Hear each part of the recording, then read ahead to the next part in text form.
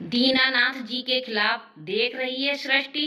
तेरे पापा ने खाने में पनीर की जगह आलू दम बनवाया है और यह मंडप ऐसा लग रहा है जैसे किसी गरीब की बेटी की शादी हो रही हो, जबकि तेरे पापा शहर के इतने बड़े व्यापारी हैं।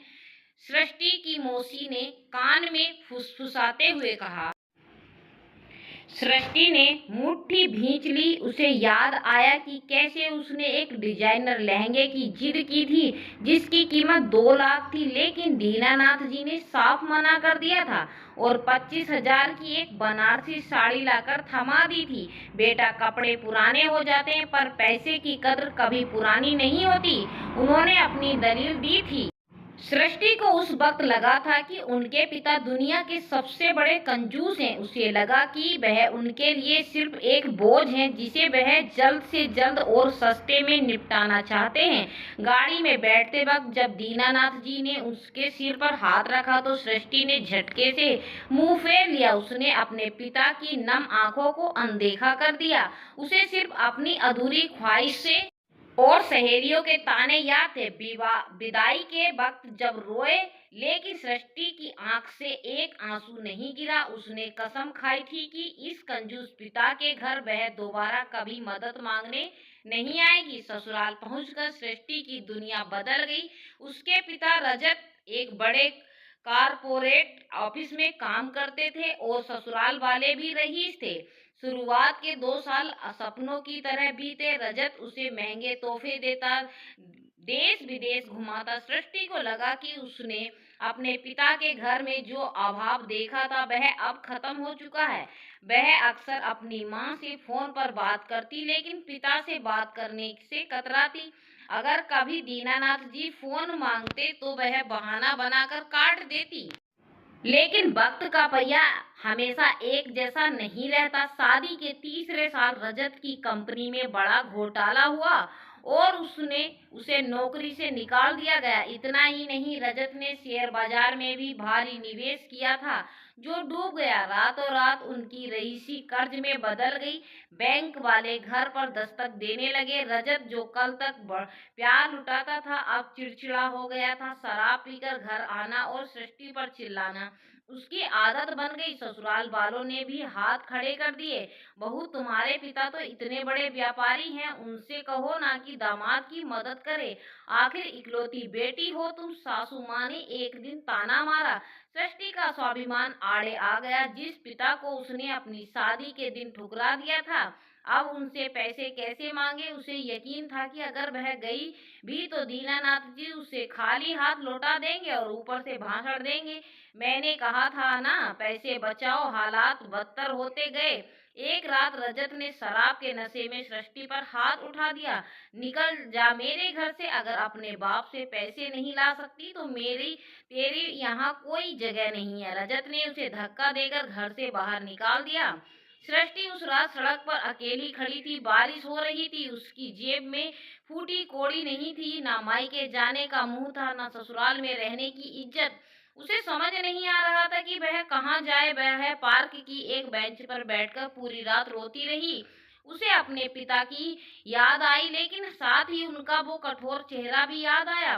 पापा तो कभी मुझे प्यार करते ही नहीं थे। अब उनके पास जाऊंगी तो वो कहेंगे कि मैंने अपनी मर्जी से शादी की थी। अब भूख, तो सृष्टि ने सोचा, लेकिन सुबह होते होते भूख और लाचारी उसके स्वाभिमान को तोड़ दिया। उसके पास कोई चारा नहीं था। वह लड़खड़ाते कदमों से बस स्टैंड गई और अपनी एक सोने की अंगूठी बेचकर मायके का टिकट लिया। जब वह अपने शहर पहुंची और घर के गेट पर खड़ी हुई तो उसके पैर कांप रहे थे। घर वैसा ही था, पुराना, सादा, बिना किसी नई नई पुताई के। पापा ने आज तक घर पर पैसे नहीं लगाया। उसने मन ही मन सोचा। दरवाजा माँ ने खोला। सृष्टि की हालत देख वह चीख पड़ी। सृष्टि, यह क्या हालत बना रखी है तूने।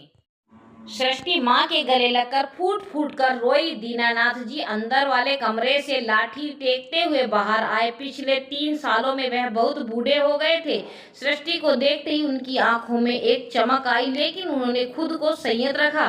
आ गई। दीनानाथ जी की आवाज में वही पुराना कड़कपन था। सुना है पति का कारोबार डूब गया है। सृष्टि को लगा कि अब ताने शुरू होंगे। वह चुप रही। जाओ हाथ मुंह धो लो, खाना मेज पर लगा है। बस इतना कहकर दीनानाथ जी अपने कमरे में चले गए।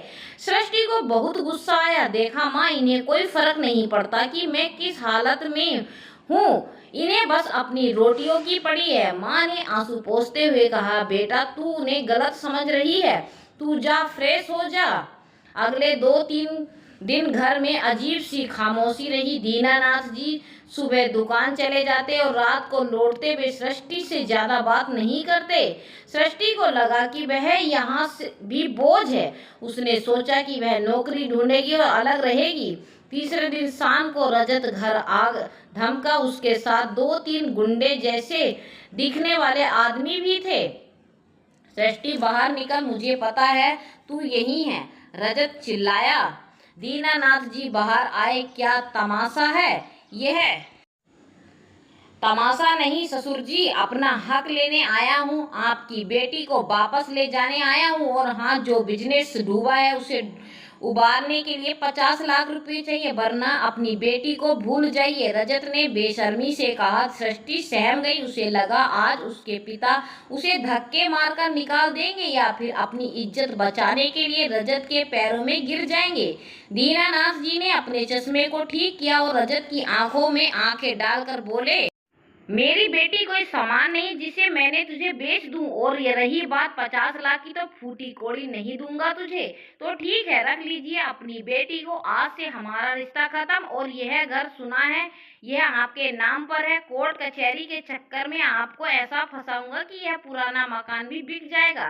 रजत ने धमकी दी। सृष्टि रोने लगी। पापा दे दीजिए ना पैसे, वरना यह मुझे छोड़ देगा। दीनानाथ जी ने सृष्टि की तरफ देखा और कड़क आवाज में बोले, चुप रहे। आज अगर मैंने इसके आगे घुटने टेक दिए तो यह मुझे जिंदगी भर ब्लैकमेल करेगा। ऐसे आदमी के साथ रहने से बेहतर है कि तू अकेली रहे। रजत और उसके गुंडे गालियां देते हुए चले गए, धमकी देकर कि वे कल फिर आएंगे। सृष्टि को लगा कि अब सब खत्म हो गया। वह अपने कमरे में जाकर रोने लगी। पापा ने मेरी गृहस्थी उजाड़ दी, पैसे होते हुए भी नहीं दिए। रात के 12 बज रहे थे। सृष्टि को नींद नहीं आ रही थी।